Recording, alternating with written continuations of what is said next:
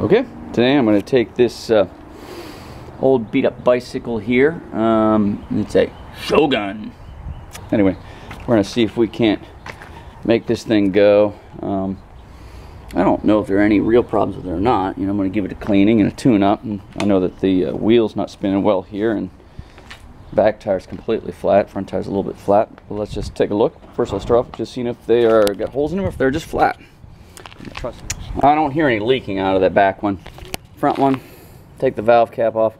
I personally don't keep those things. Take your compressor or your pump, and now it does not take much. You want to get that against something, but I'm trying to do it with one hand here. That's about all it takes to fill it up most of the way. You're going to another quick squirt like that to get up to 90 pounds. How do you know how much air to put in it? Along the way, you should have letters written on here. This one here says inflates to 90 psi, which is impossible to read on this thing here. But if you don't have an air gauge, just take your thumb and press it.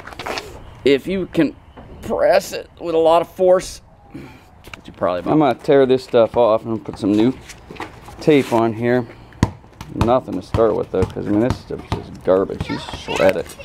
This thing I'm gonna take off and throw it away. I'm probably just gonna go ahead and cut it rather than try to unbuckle it. I will leave the kickstand. A lot of people take kickstands off. You know what? Unless you're racing your bike, leave the thing on. It's for convenience. And put some graphite and wipe down everything that you don't see on this side here. It's just growing some kind of mold or fungus. But anyway, like I said, you just take them. This stuff just peels right off. Notice the handlebars are crooked. This is not an issue though. This is just, you know, all you do is stand in front of the bike, hold the wheel with your knees, and straighten it out. And just like that, and it's done. To get rid of rust like that, take and just rub it with steel wool is one of the best ways. So just take and just rub it until it's... Alright, it's nice to be able to get the back wheel up off the ground. I use this on my triathlon bike, which I don't use much anymore at all. Flipping the bike upside down is another easy way to do it. I think I'm just going to soak the chain on it rather than take the chain apart and take it off. Just clean it up and see how it does. Okay, I like to use transmission fluid to soak these in to really get everything out. Motor oil will do fine. I'm using this motor flush because someone gave it to me and I don't ever put that in my cars. That ain't right. So to get your chain back on, make sure your back is on first. You see it, sometimes it's binding in there. You gotta free it up. Make sure he's on there. And this part will stretch forward. Once you pull this, just pull it forward. And then pedal it backwards and it should jump right on. So just pedal backwards, a lot easier to do with two hands or your feet. Oh, how do you soak the chain? Here, just pour my oil and let it drip down on into that. That way, I can catch it. I ain't gonna second this up. I'll put my rag underneath that.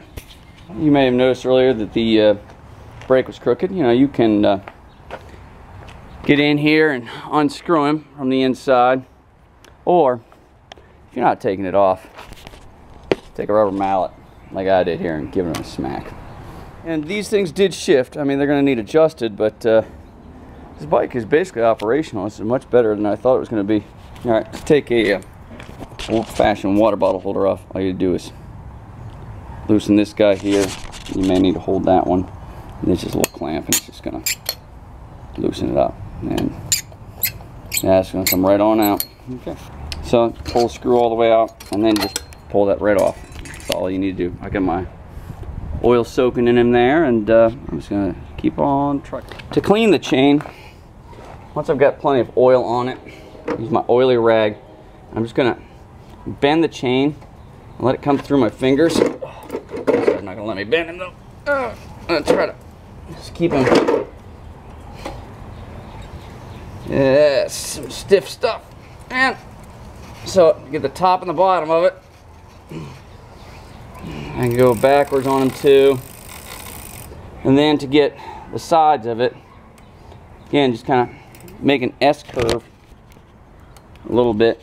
Just get some good pressure on it there. This chain actually seems in pretty good shape. It's nice and tight. Just hasn't been used in a really, really long time. It's just been collecting crud. So it's just going to clean up nicely. I like having toe clips on, but honestly, the person who's going to ride this bike isn't going to use it much anyway. And I'd maybe have some leather straps laying around, but just going to take them off and throw them in my bike parts bin and have it go without it. 2 screws here, the same screws that hold the reflector in, hold the toe clip in. So unscrew these, take that out, toss him in my bucket, and bolt him back on. To adjust the derailleur, if you need it to come up more on the front end, or the large gear, you're going to loosen this nut. And so these 2 nuts here basically just work the angle and the pitch on this front guy here. On the back there's also 2 nuts, or 2 screws I should say, here and here, that by turning one way you make this thing further in or further out, and the other one plays it, so it's working the angle of this contraption here. You just adjust those until it wants to go to here and no further, because you don't want it to jump off, and here and no further. You are never going to have it be perfect alignment if you're on the smallest one in the back and the smallest one in the front. Your chain's going to be sitting at such an angle. People try forever to straighten those, and you can't. I mean, they're not designed to be that way. It's the same thing with the top gear in the front and the top gear on the back. They're completely at opposite angles, so you may want to feel a little bit of rubbing. This bike, to get this old sticker off, I've just been scraping with a plastic putty knife, and it's peeling off with that all right. Plastic knife's not doing damage to the paint on the bike. So a quick release mechanism here. So to do those, all you have to loosen it up enough to get past the safety catch on a lot of bikes, but spin that a couple times, and then this piece here stays in the curved side facing into the bike, and then it tightens this way. So just tighten it by hand until it's close, and then you snap it up there, and that'll hold it in snug. Some people try to over tighten these, and it's just going to do damage to it. So the way you get it back off then, of course, flip it off, loosen it up a little bit, and then this bike's old enough, it doesn't have a safety catch, but it should, so it just slides right out. And then I check to see how well it's spinning, and really, I mean, yeah, I could split hairs and repack the bearings in here, but for this piece of junk, I'm just going to leave it as is and stick it back.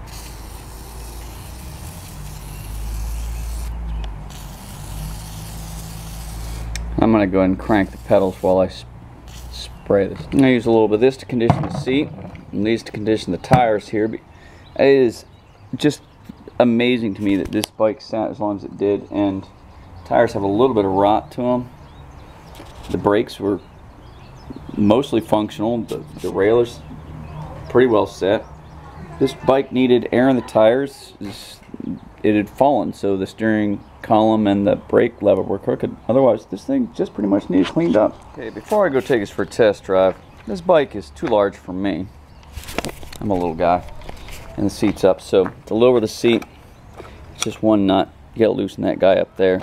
Sometimes you need to hold the one on the other side. This one's gonna go ahead and turn freely. It doesn't matter which one you loosen.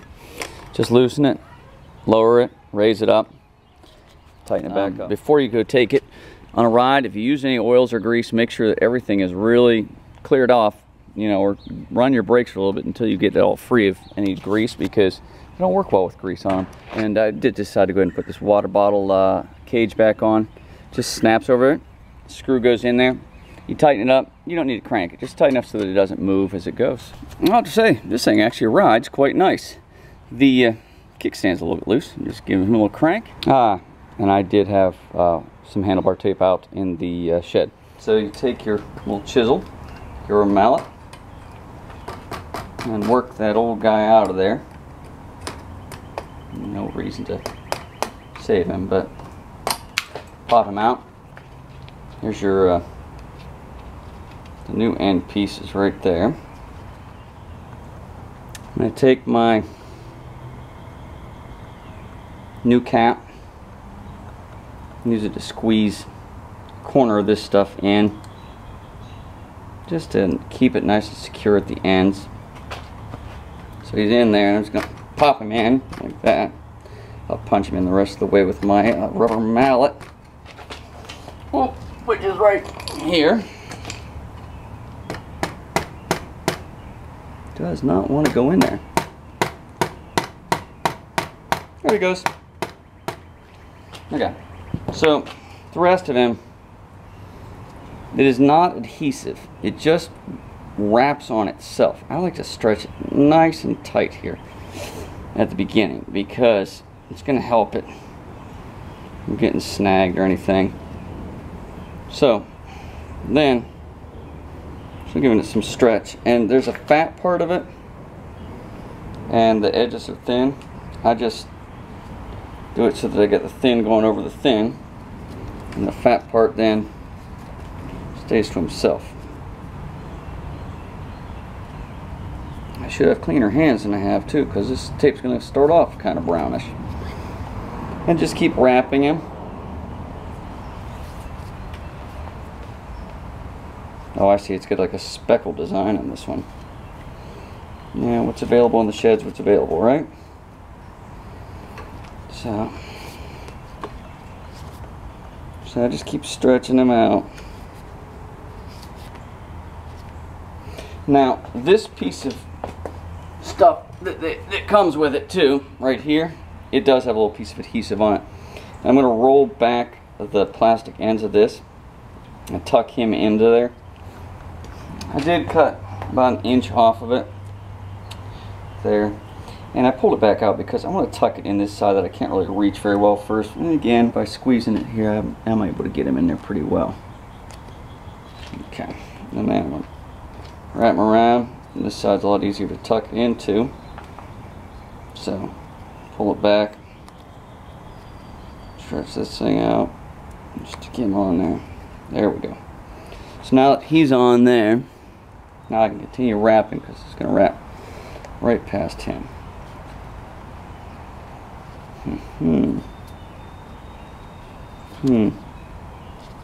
I want my wrap to end right where he is, so I'm going to spread these out a little bit more. Okay. Oops. I guess I'm going to be starting over because I want my wrap to be tight. Well, golly. That's like me. I like to do things twice. The wrong way first and then do it over again. Oh, that's going to be lovely. Tuck it underneath there a little bit too. Okay. Now you can see why that other piece of tape is in there, because there's no way to wrap where the brake handle is, right? So it comes up in there. Give him a stretch. And I could tuck this thing into it, but I like to have the tape under it. Keeps my tape more secure. Moving around. I'm just going to keep on wrapping.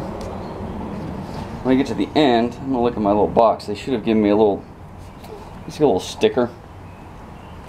This box been open, so who knows what I've done in the past. But I'm going to wrap them around. There's just basically a piece of tape that goes over the end. Okay. For my last wrap, instead of angling it, I'm going to go straight, because I'm going to get the piece of tape that, like I said, should come in this box. Even though they gave me some black tape, it's not decorative at all, and they look downright ugly. So I'm going to even use this red electrical tape. And I think I'm going to look for a sticker or something later, you know? I don't know, maybe some Avenger sticker or something. I'm going to cut this so that the width of this is about the width of my tape. So my tape over it, it's going to be right on there. Set that down. I'm going to start my tape right there.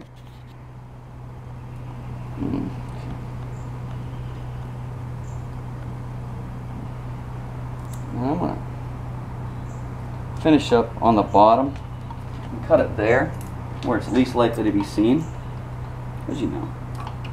Gotta keep it up. Now let's do the whole other side here all in one fell swoop. Let's see what we can do. Oh, it's already popped out of that side. I'm going to start in by taking my adhesive off. I'm going to stick it in. Tuck this one in there. I need to cut it off a little bit. Hey. Yep. I'm going to take a shower. Okay. You're on YouTube, Amanda. You want to come out here and say anything? This is my assistant, my wife. Occasionally she comes out here and just tells me what's going on. She's on YouTube telling the world she needs a shower. Oh. People need to see who you are. There she is. Okay. We're running through the... And put him right in there with the tape. Punch him right in if he doesn't go in all the way. Tap him in with your little hammer. Grab a mallet. Thank you, assistant. Mm-hmm. Then, you just start wrapping. Just keep going around, and around. And there it is. Now this bike has gone from non-functional to a very fine ride. It rides really nice. I mean, it's got a steel frame, so it's heavy, but this bike, it's a great bike. Total cost of this bike, nothing.